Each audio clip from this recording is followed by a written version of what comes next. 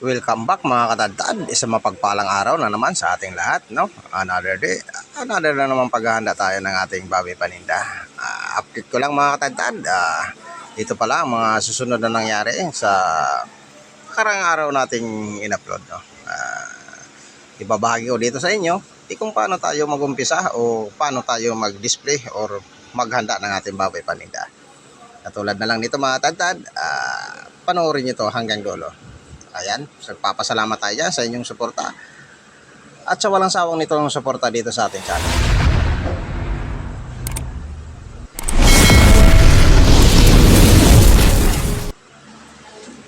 At ito na nga mga tagtad, katatapos lang natin magkalas at ito na ang pangalawa natin gagawin. I-display na natin yung ating buto-buto or ribs, no? Ang una kong hiniwa ay yung balakang. Ayan, sa nakikita nyo mga tagtad. Sa pagdi-display pala ng balakang mga tadad or buto-buto or ribs, no? Ganito lang ang dapat gawin nyo. Hihiwain lang natin ng dikit-dikit lang siya, no? Since na nahiwa nyo na, pwede na natin ilatag yan sa tray. Ayan mga tadad, sa nakikita nyo. Gagawin natin mukhang kakita-kita rin naman sa customer yung ating pag-slice ng ating ribs, no? At ito na nga, ang pangatlo natin gagawin, yung buntot. Ayan mga katadtad, no? Sa nakikita nyo, talagang napakaganda ng pagkagawa natin ng buntot, no? Or yung balakang. Ayan. Siguradong kaakit-akita naman ito sa ating mga kasuki. Ayan mga katadtad, sunod natin gagawin ang ating kasim, no? Ititrim lang natin ito. Nang sa ganun ay magawa natin ng limpol-limpungan.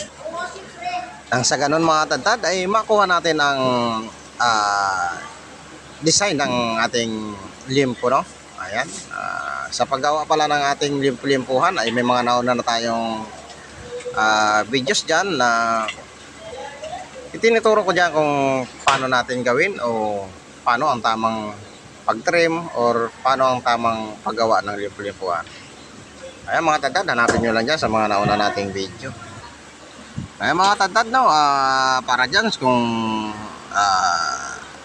hindi mo pa naman napanood yun, pwede mo na rin sundan ang ginagawa ko ngayon, no? Ayan, bago ka lang sa ating channel, no?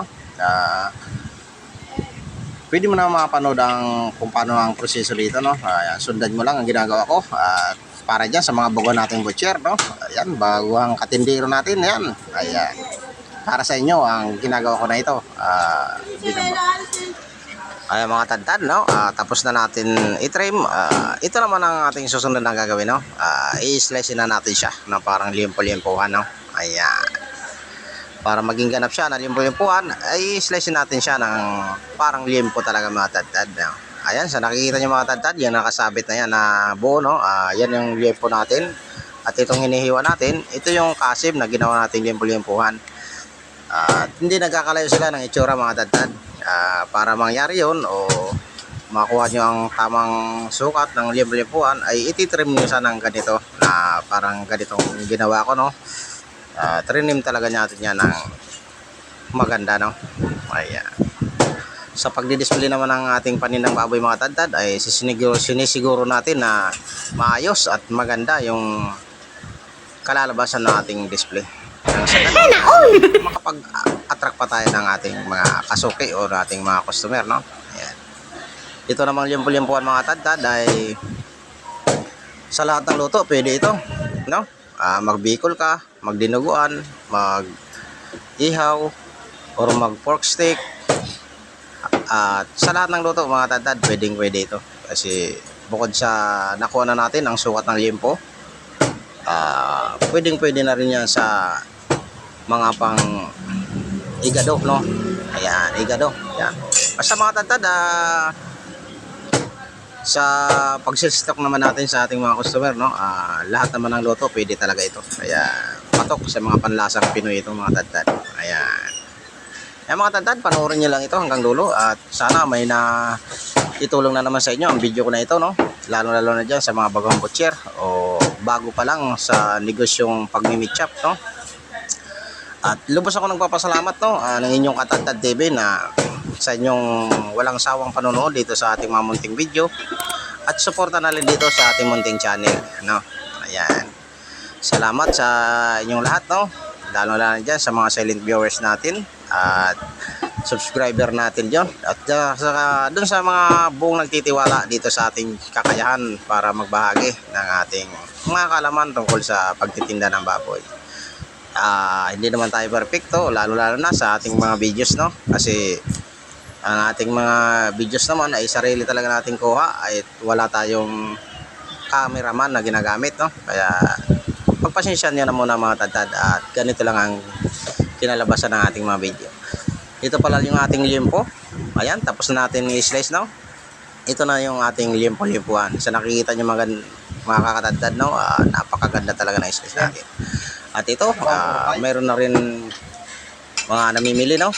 Ayan. Kaya saglitin lang natin muna yung hiwa ng ating pinili ng customer. Unang cut, adobo at chicken, no? Ayan. Shout out dito sa ating paunang customer sa katapos natin mag-display ng ating paninda. Ayan.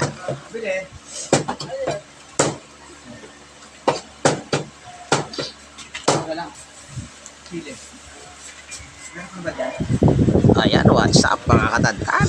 Shout out sa inyong lahat, no? Ayan. Tamang post lang tayo dyan mga katadtad. Ayan, at kung bago ka lang sa aking channel, huwag mo nang kalimutan mag-subscribe and then click mo na rin ang notification bell para updated ka pa sa mga susunod pa nating video. Ayan, salamat sa inyong panonood. At dito mga tadtad, no, ang susunod natin gagawin ay yung i-display natin na pigi, no? Ayan. Sa nakikita nyo mga tadtad, pinuna ko muna yung pinagputulan natin ng patang putol, no? O patang hulihan. Sinunod naman natin ang pinakadulo ng pigi. Ayan. Bali ang magiging tira dyan, itong kabilugan, no? Ang tawag pala dito sa amin, ito pag tinanggalan mo na ng dulo ang pigi, ayan yung kabilugan, no? At ito na mga tadtad, no? Pangalawang pigi, ganun pa rin ang ating ginawa. Tinanggalan natin ng pinagdugtungan ng pata, hulihan. At sinunod naman natin uli ang pinakadulo ng At naramdaman natin na medyo mapurol na at kiniskis lang natin ng konti dyan sa ating steel at nakuha na natin ang tamang talas ng ating kutsilyo. Ayan, so nakita nyo mga tadtad, no? Ayan. Ngayon mga tadtad, no, yung tinanggal pala natin na yun, yung pinakadulo, no, ay i-slice na natin yon ng pan-display. Ayan na ang ating gagawin sa araw na ito, no? Sa mga oras na ito ay ito na yung gagawin natin. I-display na natin yung pinakadulo ng ating limpo-limpuan. Ito pala ang tinatawag na sirloin, no? Ayan. Kung sa baka, ito ang pinaka-sirloin ng Dito naman sa baboy, ito yung pinaka-sirloin. Banda na kukuha natin, pinakadulo ng pigi. Yan pala yung tawag dyan ay sirloin. Ayan. Napakalambot din ho yan mga katadtad, no? Kaso wala siyang ganong taba. Pero patok na rin siya sa mga pang-adobong cut, no? O adobong luto mga katadtad. Napakasarap niyan.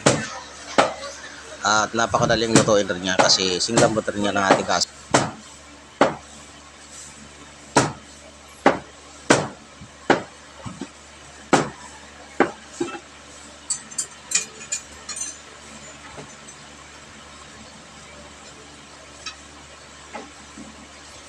Ayan mga katadtad, no? Ang susunod naman natin gagawin ay mag-i-slice tayo ng pork chop, no? Hindi buo ang ating display pag walang in-slice na pork chop mga katadtad. Ayan.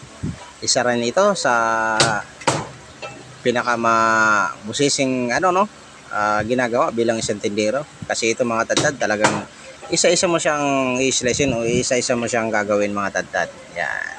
Para makuha ang tamang size ng ating pork chop o tamang ganda ng ating slice ay talagang binibusisi natin ito ng maganda. Ayan, para sa mga baguhan natin butcher dyan, no? Sundan nyo lang itong ating ginagawa tungkol sa paghahanda ng ating panindang baboy pag-display, no? Ayan, sana may naitulong na naman itong ating video na i-upload sa inyong sa araw-araw, no? Katulad ng buhay tindero. Ayan mga tadtad, no? Kaya kung bago ka lang sa akin channel, huwag mo nang kalimutan mag-subscribe at i-click mo na rin ang notification bell para updated ka pa sa mga susunod pa nating mga videos, no? Ayan. At kung nagustuhan mo itong ating video sa araw na ito, no? Paki-comment naman dyan kung taga saan ka para naman nalalaman natin kung saan ang inaabot ng aking mga videos. Ayan, lubos ako nagpapasalamat sa iyo katadtad kung nasaan ka man ngayon, no? At din, isang mapagpalang araw sa ating lahat, no? Ayan. Ayan mga tadtad, no? Nakapag-display na tayo dyan. Ayan ang ating mga na-display, no? Ayan, sa nakikita nyo mga tadtad, no? Ganito rin ba kayo mag-display dyan sa inyong meat shop? At sana may natutunan na naman kayo sa aking naibahagi na naman tungkol sa ating mga kalaman tungkol sa pagtitinda ng baboy. Ayan mga tadtad, hanggang dito na lang at nagpapasalamat ang inyong Katadtad TV sa inyong walang sawang suporta dito sa aking channel. Ayan, shout out po sa inyong lahat, hindi mabuhay po tayong lahat.